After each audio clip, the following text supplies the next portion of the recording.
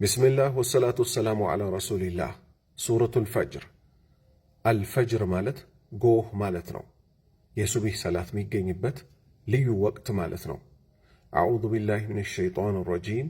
አዑዙ እጠበቃለሁ፣ ቢላህ በአላህ፣ ሚነ ሸይጣን ከሰይጣን፣ አረጂም ከአላህ እዝነት ከተባረረው። ቢስሚላህ ራሕማን ራሒም። ቢስሚላህ በአላህ ስም፣ አራሕማን እዝነተ ሰፊ በሆነው፣ አራሒም ሩኅሩህ በሆነው ጌታ። ወልፈጅር እንደምታይዋት ዋው ምንድናት? መማያ ፊደል ናት። አልፈጅር ማለት የሱቢህ ሰላት ያለችበት ጎህ ማለት ነው። ስለዚህ ወልፈጅር በጎህ እምላለሁ አለ አላህ።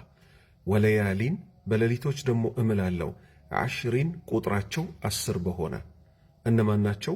የረመዳን የመጨረሻዎቹ 10 ሌሊቶች ሲደመር የዙል ሂጃ ደግሞ ሐጅ የሚፈጸምበት የመጀመሪያዎቹ 10 ቀናቶች። ጥሩ። ወሸፍዒ ወልወትር ዊትር ማለት ነጠላ የሆኑ የተነጠሉ ጎዶሎ ቁጥር ያለባቸው፣ ምሳሌ ውትር ሰላትንና መግሪብ ሰላትን ይመስል። ወሸፍዕ ደግሞ ማለት ሙሉ የሆኑ እንደነማን አይነት?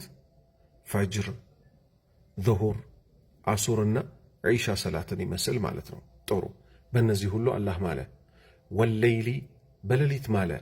ኢዛ የስር በተጓዘ ጊዜ፣ ሌሊቱ ተጉዞ ለቀን ቦታውን በለቀቀ ጊዜ።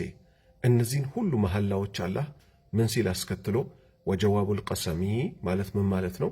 የተማለበት ጉዳይ እኮ መልሱ ሀል ፊ ዛሊከ በዚህ በተማለበት ጉዳይ ውስጥ ቀሰሙን በዚህ መሐላ ውስጥ ሊዚ ሒጅር ለአቅል ባለቤቶች ማስተንተኛ መገሰጫ የለምን? አለ። ስለዚህ እናንተ የመካ ሙሽሪኮች ሆይ ሞታችሁ ትቀሰቀሳላችሁ። በነቢዩ ሙሐመድ ላስተባበላችሁበት፣ ሞቶ በመቀስቀስ ላስተባበላችሁበት ከአላህ ቅጣት ይደርስባችኋል። ምን የአኼራውን ብቻ መጠበቅ በምድር ላይ የደረሰውን አታቁምን? ካለ በኋላ አለም ተራ አትመለከትም አታውቅምን? ከይፈ ፈዓለ ጌታ እንዴት እንደሰራ፣ ከይፈ እንዴት፣ ፈዓለ እንደሰራ፣ ረቡከ ጌታ ቢዓዲን ዓድ በተባሉት ህዝቦች ላይ ነቢየላህ ሁድ በተላኩላቸው ህዝቦች ላይ ምን አይነት ቅጣት እንደቀጣቸው ተመለከትክን? ኢረም የጎሳቸው ስም ነው። ዛቲል ዒማድ የትልልቅ ህንፃ ባለቤቶች፣ የትልልቅ ግዙፍ ሰውነት ባለቤቶች የሆኑ እኮ ነበሩ እነሱ። ነገር ግን አላህ እነሱን በመቅጣት ላይ እኮ ምንም አልተቸገረም። አለቲ እነሱ እኮ ለም ዩኽለቅ አልተፈጠረም እኮ ሚስሉሃ የእነሱን አምሳያ ፊል ቢላድ በከተማዎች ውስጥ እኮ አልተፈጠረም። የነማን? ነቢየላህ ሁድ የተላኩባቸው ህዝቦች፣ የዓድ ህዝቦች በመባል የሚታወቁት በጣም ጉልበት ተሰጥተው ነበረ። ጥሩ። የመጀመሪያዎቹን ህዝቦች እነሱን አላህ አጠፋ። ሁለተኛ ወተሙድ ተሙዶችንም እኮ ልክ እንደዚሁ አላህ አጥፍተዋል። ማናቸው ተሙዶች? ነቢየላህ ሷሊህ የተላኩላቸው። አለዲነ እነሱ ደግሞ ማለት እኮ ጃቡ አይቀጣዑ የቆረጡ እኮ ናቸው። አሰኽረ ቋጥኞችን ቢልዋድ ቋጥኞችን በሸለቆ ውስጥ ቆራርጠው እኮ ህንፃ የሰሩ ናቸው። እነሱንም ያ ሁሉ ጉልበት ከነበራቸው ከመኖራቸውም ጋር አላህ አጥፍቷቸዋል። ሶስተኛስ ወፊርዓውነ ፊርዓውንም እኮ አጥፍቶታል። ዲል አውታድ የትልልቅ ምሰሶዎች ባለቤት የሆነ ሰዎችን እዛ ላይ እያንጠለጠለ የሚቀጣበት የነበረ የትልልቅ ምሰሶውን ባለቤት ፊርዓውንንም እኮ አላህ አጥፍቶታል። አለዚነ እነዚህ ሶስቱ እኮ ዓዶች፣ ሰሙዶችና ፊርዓውን እኮ ጠገው ድንበር ያለፉ እኮ ናቸው።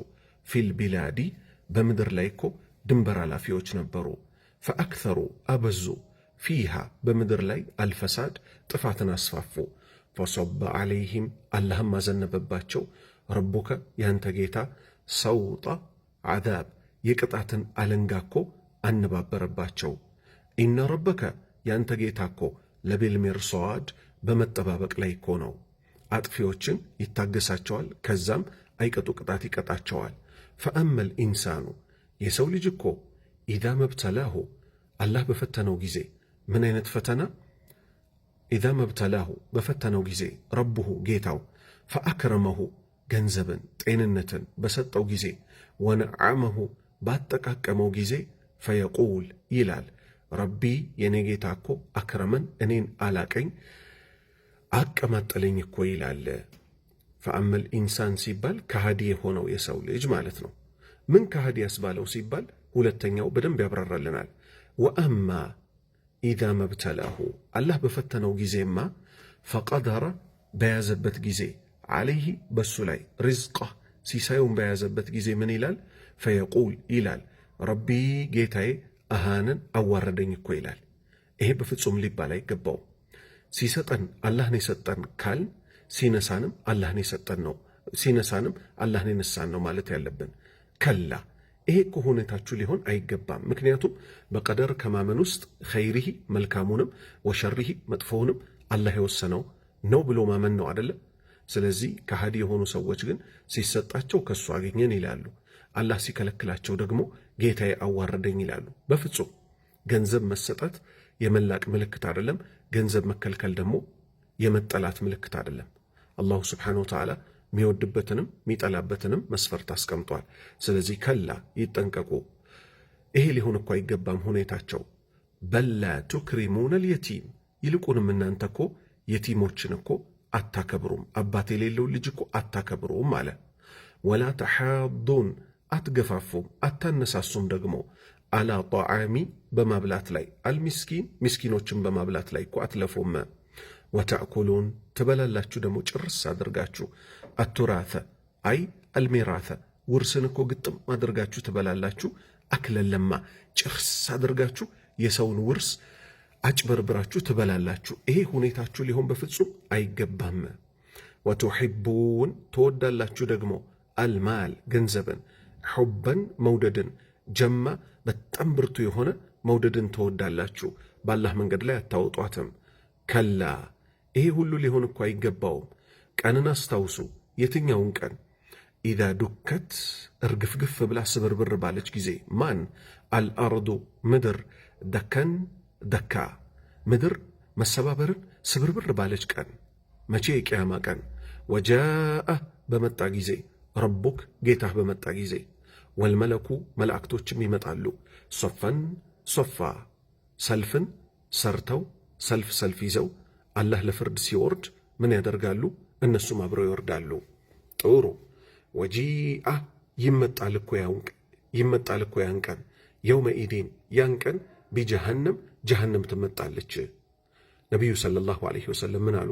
ለእሷ 70 ሺህ ልጓም ያላት ሆና እያንዳንዱ ልጓም ደግሞ በ70 ሺህ መላኢካ ምን ተደርጎ ተጠፍሮ፣ ስለዚህ 70 ሺህ ሲባዛ 70 ሺህ 4 ቢሊየን 900 ሚሊየን መላኢካ ይዟት እየተጎተተች ትመጣለች።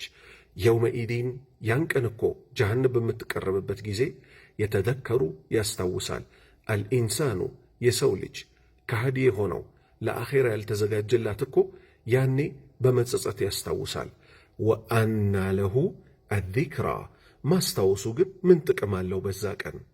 የቁል ይላል እኮ ማን? አስተባባይ የሆነ ሰው አላህ ይጠብቀንና ያ ለይተኒ ዋምኞቴ ቀደምቱ ምነው ባስቀደምኩ ኖሮ ሊሐያቲ አልሐቂቂ ለእውነተኛው ሕይወቴ ምነው ባስቀደምኩ ኖሮ ይላል። ፈየውመኢዚን ያን ቀን እኮ ላ ዩዓዚቡ አይቀጣም፣ ዓዛበሁ እንደ አላህ አሐዱን አንድም ቀጪ እኮ የለም አላህ እንደሚቀጣው አድርጎ የሚቀጣ። ወላ ዩሲቁ አያስርም እኮ ወሳቀሁ አስተሳሰርን አሐዱን አላህ እንደሚያስረው አይነት አስተሳሰር እኮ ማንም እኮ አያስርም በዛ ቀን። ስለዚህ ይሄ ያለባችሁና ቀድማችሁ ለዛ ቀን ተዘጋጁ። ከዛ ወደ አማኞች ተመጣ። ያ አየቱሃ አንቺ አነፍሱ ምርጥ ነፍስ ሆይ፣ አልሙጥመኢና እርክት ያልሹ ነፍስ ሆይ። ይሄ የአማኝ ነፍስ ልትወጣ ስትል የሚባል ነው። ኢርጂዒ ተመለሺ፣ ኢላ ረቢኪ ወደ ጌታሽ፣ ራድየተን የወደድሽ ስትሆኚ፣ መርድያ በአላህም የተወደድሽ ስትሆኚ ውጪ ከአማኙ አካል ላይ ወደ ጌታሽም ተመለሺ ትባላለች። ፈድኹሊ የቅያማ ቀን ደግሞ ግቢ ትባላለች። አላህ ከነሱ ያደርገን። ፊ ዒባዲ ከአማኝ ባሪያዎቼ ቁጥር ውስጥ ስፍር ውስጥ ግቢ ትባላለች። ወድኹሊ አረ ግቢ ደግሞ ትባላለች። ጀነቲ የኔን ጀነት ግቢ ትባላለች። አላሁ ስብሓነሁ ወተዓላ መጨረሻችንን ያሳምርልን። እንደዚህ እያልን ባላህ ፍቃድ አላህ ያሳወቀንን እንማማራለን። አላህ ለሱ ብቻ ብለው ከሚማማሩ ሰዎች አላህ ያድርገን። የቀብር ሕይወታችንን አላህ ያሳምርልን። የጀነተል ፊርደውስ ወራሾች ያድርገን። ከእሳት ይጠብቀን።